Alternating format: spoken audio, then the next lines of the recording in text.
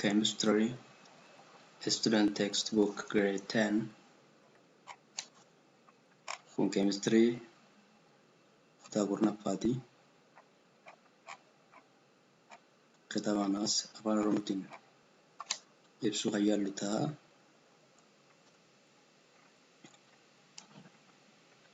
Chapter 1 yookaan unit jalatti Introduction to Organic Chemistry kan jiru kan laallu yoo ta'u, Chapter 2 jalatti Important Inorganic Compounds kan jiru laalla.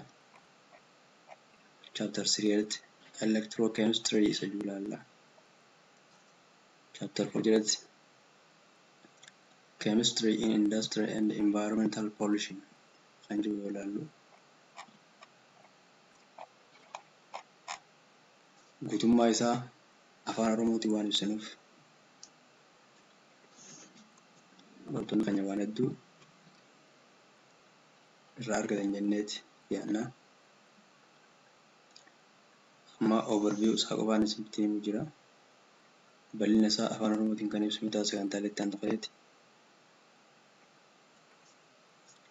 Yeroo saganticha sun gadhiifnutti hatattamaan viidiyoon akka isin bira ga'u channel kana subscribe, comment, like, share godhuun isin jenna. Daawwattoota keenya kallattii